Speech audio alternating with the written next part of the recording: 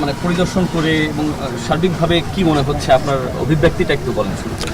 না, প্রথমত ধন্যবাদ শেখ আহমদুল্লাহ ভাইকে আমাকে এখানে আমন্ত্রণ করার জন্য। বেশ কয়েকদিন আগেই ওনার সাথে কথা হচ্ছিল, তো পরে উনি আমাকে এখানে আমন্ত্রণ জানালেন। আলহামদুলিল্লাহ আজকে এখানে এসে এটা প্যাকেজিংয়ের এটা দেখলাম এবং আলহামদুলিল্লাহ ওনার সাথে কথা বলে যতটুকু বুঝলাম যে মানুষের জন্য উনি যতটুক সম্ভব তার চেয়ে বেশি করার চেষ্টা করে এবং ওনার যে সংস্থা যে কাজগুলো করছে এবং এরা মানে আনবিলিভেবল, এবং সর্বস্তরের মানুষ যেভাবে এসে ভলেন্টিয়ারের কাজ করছে এটা খুবই সন্তোষজনক।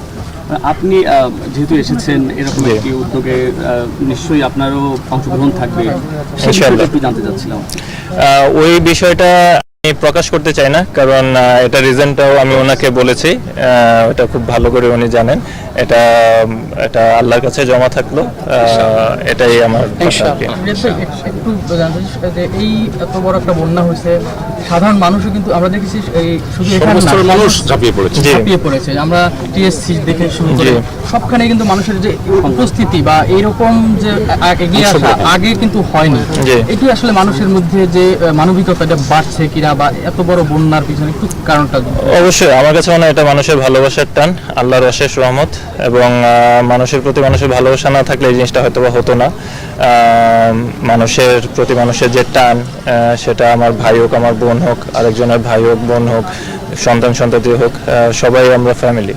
তো এই কারণে হয়তোবা এই জিনিসটা হচ্ছে এবং এটা খুবই ইতিবাচক একটা দিক। সর্বোপরি এটা আল্লাহর অশেষ রহমত।